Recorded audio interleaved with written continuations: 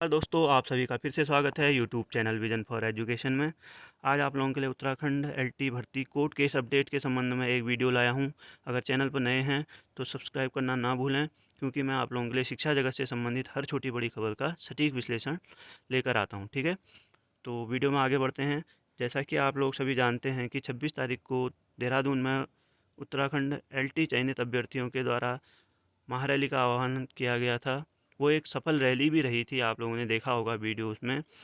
तो उसके बाद अभी जो है आज 28 अगस्त को केस के संबंध में आज सुनवाई होनी थी, लेकिन एक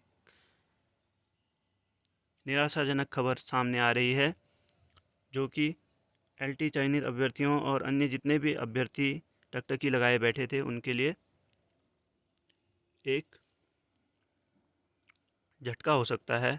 क्योंकि आज जो है, जब आप लोगों ने कल देखा होगा, बहुत से जो है एजुकेशन चैनलों में बताया जा रहा था कि आज 28 अगस्त को सुनवाई नहीं भी हो सकती है। तो मैं भी कल वीडियो डालने वाला था, लेकिन फिर मैंने सोचा कि क्यों ना थोड़ा सुबह तक का वेट कर लेते हैं। और जो आज की कॉज लिस्ट है, आज जो हाई कोर्ट में केस लगने हैं उनकी लिस्ट में अगर नाम नहीं होगा तो मैं भी वीडियो जो है कंफर्म करके डालूँगा, ये मैंने सोचा था। तो आज सुबह जब मैंने कॉज लिस्ट देखी, यानी कि कॉज लिस्ट वो होती है जो आज हेयरिंग की जो भी डेट्स, आज की डेट में जो हेयरिंग होनी है उसकी जो लिस्ट निकलती है, उसमें जो है हमारे उत्तराखंड एलटी भर्ती की कोई भी केस नहीं था। तो उसका कारण क्या है कि देखिए, जो हमारे जज साहब एलटी कोर्ट केस का हेयरिंग कर रहे हैं, रविंद्र मैथानी जी, वो 2 दिन की छुट्टी में हैं, यानी कि 28 और 29 अगस्त को वो छुट्टी में रहेंगे। तो 8 और कल तो आपकी सुनवाई नहीं होनी है LT Uttarakhand LT court case की। ठीक है, अब बात क्या हो रही है कि क्या मामला निकल के आ रहा है। देखिए, 20 तारीख को आपको मैंने बताया था कि जो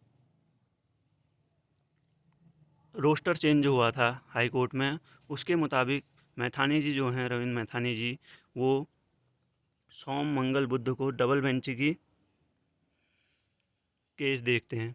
यानी कि सोम मंगल बुध, तो अब 2 दिन ये हो गए और सोम मंगल बुध तो ये सुनवाई नहीं होनी है, क्योंकि मैथानी जी सिंगल बेंच की जो केस हैं वो गुरुवार और शुक्रवार को देखते हैं। तो अब अगली डेट निकल के आएगी, मुझे लगता है कि 4 सितंबर की। ठीक है, तो ये तो चलो ठीक हो गया, छुट्टी लेते रहते हैं जज। अब मामला कहाँ फंसता हुआ नज़र आ रहा है। देखिए, आप लोगों को मैंने पहले भी बताया था, 1 महीने पहले एक डेट लगी थी 30 तारीख की।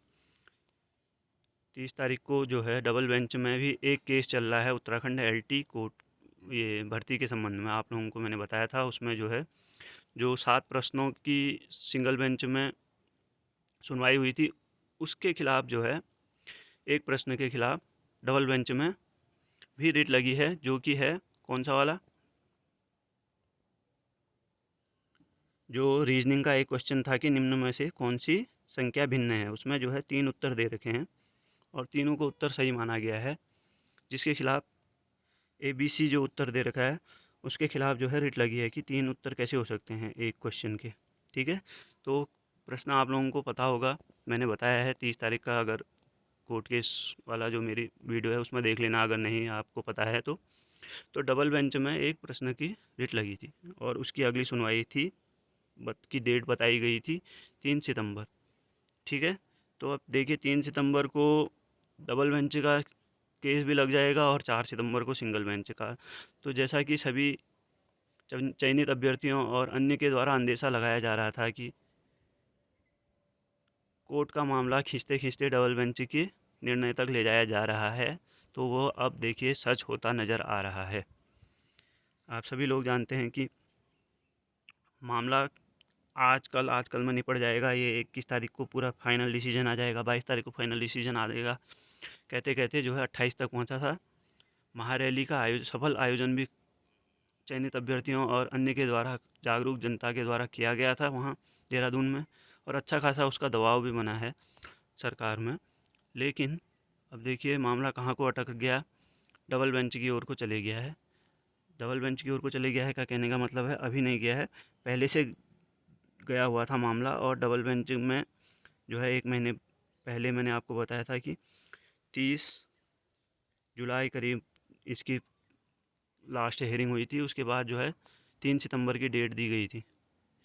तो अब देखिए सिंगल बेंच की भी डेट 4 तारीख की आती हुई नज़र आ रही है, क्योंकि डबल बेंच में मैथानी जी जाएंगे तो 3 दिन, 2 दिन की है छुट्टी, 3 दिन वहाँ चले जाएंगे। तो अब 4 तारीख को ही अगर वो हेयरिंग में बैठेंगे तो अब आप लोग समझ सकते हैं कि डबल बेंच के फैसले का भी उसमें असर देखने को मिल सकता है, क्योंकि एक प्रश्न में बहुत अंतर बैठ जाता है। और दूसरा मेरे ख्याल से तो ये भी है कि मैथानी जी को ये भी पता नहीं होगा कि अभी डबल बेंच में भी इसका एक केस चल रहा है, जो कि वहाँ मामला उन तक पहुँचता नहीं है। अभी बाद में जब उनको पता चलेगा तो फिर वो आज चौंकेंगे। आप लोगों ने देखा होगा कि हाँ, जब भी उनको कुछ नई खबर सुनने को मिलती है तो वो कहते हैं इसी केस के संबंध में।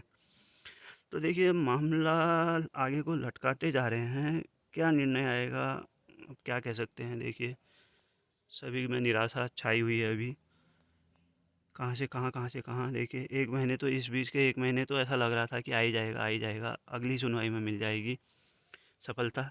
लेकिन अब देखिए खींचते खींचते अब डबल बेंच के साथ पहुंच गया है मामला। हालांकि वहाँ स्टे नहीं है डबल बेंच की जो क्वेश्चन में के हिसाब से, लेकिन फिर भी क्वेश्चन जो है वो उस पर सुनवाई होगी तो उसका असर ज़रूर कुछ ना कुछ सिंगल बेंच के सुनवाई में भी होगा। ठीक है, तो अपडेट अगर कुछ और नई निकल के आती है तो मैं आप लोगों के लिए लेकर आऊँगा। तब तक चैनल पे बने रहिएगा। धन्यवाद।